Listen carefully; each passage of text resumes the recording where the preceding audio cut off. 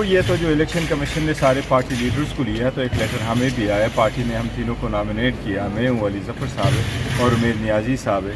اور انشاءاللہ تعالی ہم جائیں گے ان سے الیکشن کے سلسلے میں بات کریں گے، ڈیلیمیٹیشن پہ بھی بحث ہوگی، road map of the election بھی ہوگا انشاءاللہ تعالی، اور ہم ان کے نوٹس میں یہ بھی لے کے آئیں گے جس طرح ہمارے ساتھ پکڑ دکڑ ہو رہا ہے تو یہ تو لیول پلینگ فیلڈ نہیں ہے، ان کے ساتھ میٹنگ کریں گے اور اس کے بعد انشاءاللہ پریس ٹاک بھی کریں گے 2 بجے کے بعد۔ اگر انتخابات 90 ڈیز میں نہیں ہوتے تو پھر پی ٹی آئی کا کیا لائحہ عمل ہوگا؟ دیکھو پی ٹی آئی عدالت میں ہی جائے گی، پہلے سے بھی سپریم کورٹ ہم جا چکے تھے، ابھی بھی دوبارہ اگر ضرورت پڑی تو جائیں گے، کیونکہ یہ تو ہمارا نہیں ہے کہ آپ کو یاد ہوگا پہلے بھی سپریم کورٹ ایک ججمنٹ دے چکی ہے اور ججمنٹ میں یہ واضح کر چکی کہ اگر اسمبلی ڈیزالو ہو جائے تو 90 ڈیز میں الیکشن کرانا آئین کا ہی تقاضا ہے، اور ڈیٹ اس صورت میں صدر نہیں دینا ہے۔ صدر صاحب نے لیٹر آلریڈی لکھا ہے، مجھے امید ہے الیکشن کمیشن اس پہ غور کرے گی اور صدر صاحب ان کو ڈیٹ دیں گے، اس کے مطابق الیکشن ہوں گے۔ اگر 90 ڈیز میں الیکشن نہیں ہوگا تو یہ آئین کی خلاف ورزی ہوگی، ہم ضرور عدالت جائیں گے۔ گوہر صاحب اسلام آباد ہائی کورٹ سے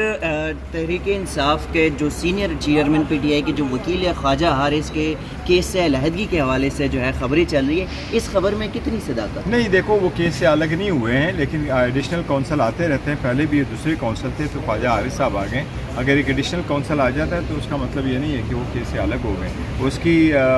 جو مہارت ہے اور ایکسپرٹیز ہے کرمنل لا میں، اور otherwise as a senior counsel ہم اس سے استفادہ کرتے رہیں گے انشاءاللہ۔ We have a long way to go. گور صاحب یہ بتائیں کہ کچھ یہ چیزیں چل رہی تھی کہ کچھ ڈسپلن کے حوالے سے ان کو کچھ تحفظات تھے خواجہ حارث صاحب کو، جس کی وجہ سے انہوں نے بیک فٹ پر چلے گئے ہیں، کیس سے علیحدگی دی ہے، تو اور لطیف کھوسہ صاحب اب نمائندگی کریں گے، تو کیا یہ بات ٹھیک ہے کہ اب لطیف کھوسہ ہی ہوں گے فرنٹ فٹ پہ؟ نہیں کوسا صاحب تو ہوں گے، لیکن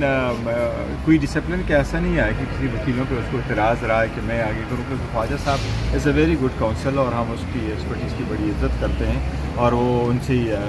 رائے لیتے رہے ہیں۔ لیکن دیکھیں 2 چیزیں آج جو لگی ہیں وہ تو ہے سسپینشن آف سینٹنس، اور اپیل ابھی ہے، اپیل پہ تو بحث ہونی ہے، وہ تو لگنا ہے لانگ ٹرم میں، تو خواجہ حارث صاحب فارملی وڈرا نہیں کر چکے، ان کا فاغرہ پٹھانی پڑا ہے سپریم کورٹ میں بھی اور یہاں بھی۔ تو کیا آج جو ہائی کورٹ اور سپریم کورٹ میں وہ کیا کیس کی نمائندگی کریں گے چیئرمین پی ٹی آئی کی؟ نہیں وہ شاید آج نہیں آ رہے، یہ ضرور ہے شاید نہیں آ رہے، مجھے خبر آئی ہے کہ وہ نہیں آ رہے، لیکن اس کے بعد پھر نیکسٹ ٹائم ہوگی تو انشاءاللہ آئیں گے۔ سر مختلف کیسز ہیں، مختلف جگہوں پہ لگے، الگ الگ وکلا جاتے ہیں، لیکن یہ جو عمران خان کی اگر رہائی کے حوالے سے تو شاہ خانہ میں فیصلہ آتا ہے، تو دوسری طرف سائفر میں ان کو گرفتاری ڈالی ہوئی ہے، ضمانتیں منسوخ ہیں، تو